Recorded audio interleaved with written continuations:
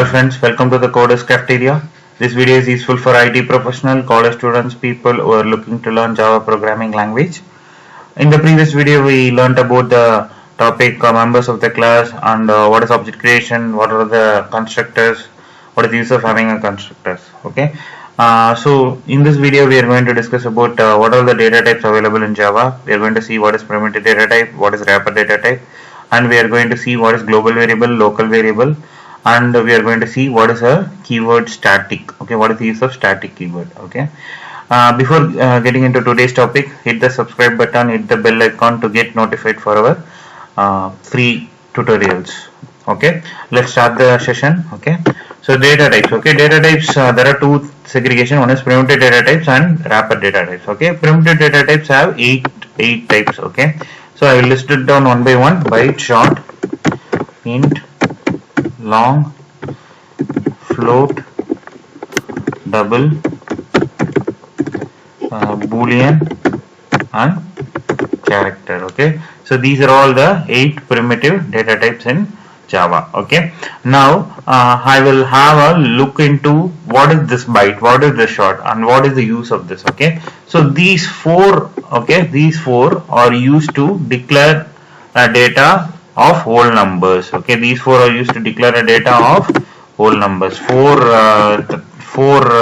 byte, short, int, long, float, double used to declare whole numbers. Okay, then why we have 4 is byte will accept only 8 bit of size. Byte will accept only 8 bit of size. Short will accept 16 bit, and int will accept 32 bit. Okay, and long will accept 64 bit. Okay, so depending on the size you can choose. Okay, don't go for a larger size always, because it will occupy so much of memory. Okay, and float and double is meant to have a decimal precision. Okay, decimal precision. Float and double is meant to have a decimal precision. Okay, float, it will accept 16 bit of size, and double will accept 32 bit of size. Double will accept 32 bit of size. Okay, this is what it is. Okay, now boolean, it is a flag. It will accept only two things: one is true, one is or false. Okay, and character, it is a Unicode representation of any character. Unicode representation of any character, and this will be given within the single quotes. For example, okay, either you can give a or 1 or the Unicode of 0010. Sorry, it's not question mark, slash Unicode 0010. Okay, or you can provide a value something like this. Yeah. Okay, whatever value you need to initialize, you can give, and true or false is the only value you can give. And for byte, you can give any whole number value. For float and double, you can give any decimal precision value. Okay, let's see how we are going to declare this, and how we are going to get the data from the each data type. Okay, now I will create a new class. Let me name it as new class test variables. Okay, got it. Okay, now in this I am going to have a main method stately. Okay, I am going to declare few data types. Okay, byte b equal to 1. Okay, and short s equal to some tall. Okay, semicolon. Okay, next long is of lengthy data type, so I can give some long value.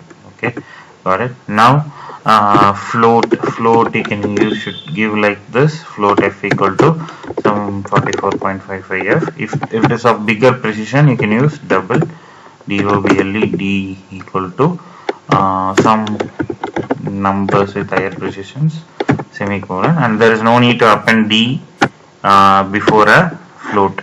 If you also append, not a problem. If you are not giving, it is also not a big deal. Okay, so now you have declared these many data types. Now boolean is very easy. Boolean b equal to, either you can give true or false, both are keywords. Okay, next character, I am giving a single character within a single quotes. Okay, some a. Okay, so this is how it works. Okay, now I need to see the output of this. B is already there, I think, for byte. So let me boolean for, let me name it as bln. Okay, so now these many data types are declared and assigned a value. Now I am going to see the values. Okay, so B, just give B, and sysout L, S, and sysout L, and sysout F, and sysout D, sysout F, and sysout B, and sysout BLN, and sysout C. So all the primary data types I am covering. Okay, now right click, run as Java application. So proceed with it, and you can see all the outputs. For B it is 1, and for S it is 12. I believe for S I declared 12, and for L it is 119, the longer value, and for float F is 44.55, and this one a double value, and the boolean B is true and character C equal to A. This is how you declare and assign a value of a primitive data type. Okay, and I will explain you what is global error. I think in the last video I explained the same thing. I will explain it again. Something which is declared at the top of the class, okay, that is a global variable before any method declaration. Okay, I can initialize that value in any of the method at the down. Okay, the variable will be changed during the course of the program. Okay, and it is global scope. That is why it is termed as global variable. Local variables are something. What are the variables I declared here, right? These are all global local variables. Okay, and the local variable should be initialized. You cannot give a local variable without initialization value. Can you say error is happening?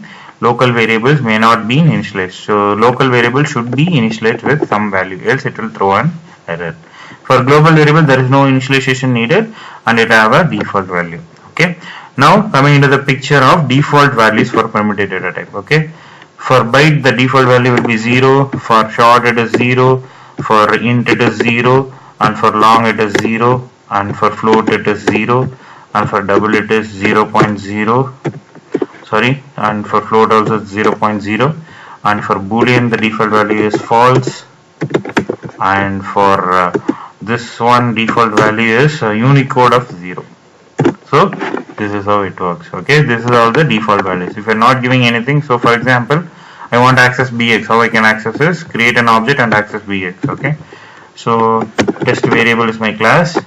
I'm going to access a global variable, so t equal to name of test variables. Okay, now sysout t dot, I think it is bx. Now if you see the default value for byte, it will be 0. At the last sysout, if you note it down, it will be 0. Okay, can you see? This is one. Okay, this one. Now I will show the default value for boolean.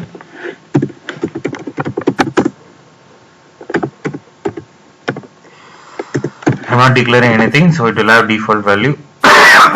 Sorry, sysout t dot blx. So it will print false at the last sysout. So false. Okay, got it.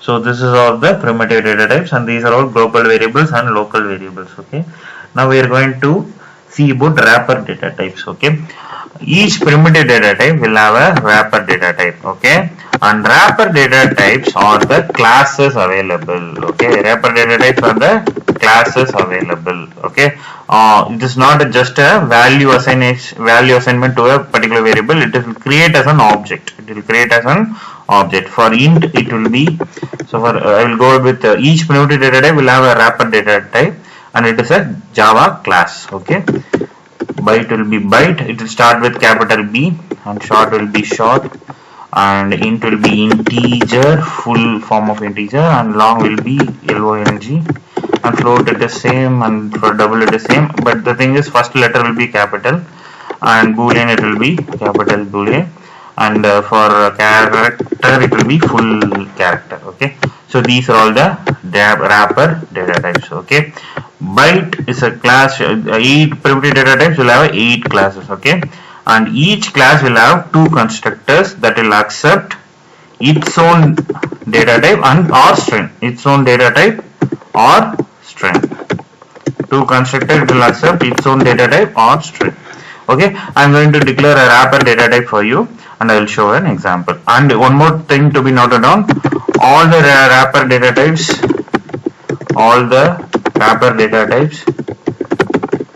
default value is 0. All the wrapper types is 0. Okay. So now I will take some two examples and I will work it around. Okay. Byte b equal to new of byte.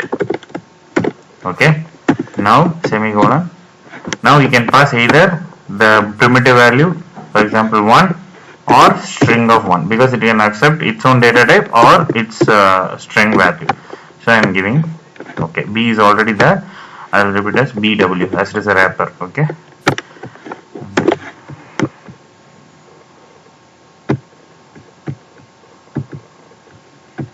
Okay. Okay. This you guys might not have known. So I will declare a primitive value byte bm equal to 1. I will pass on that bm here. Okay. Now bw is the wrapper. So bw. Like that you can have any data type. Okay.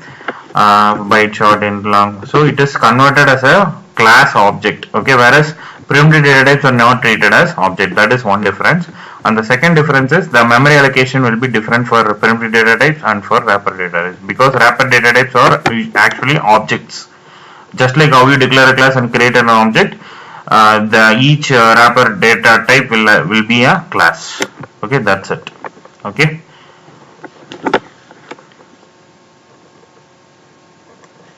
Hope you enjoyed and learned something useful today. For any doubts and queries, please do comment below. I will try to reply back.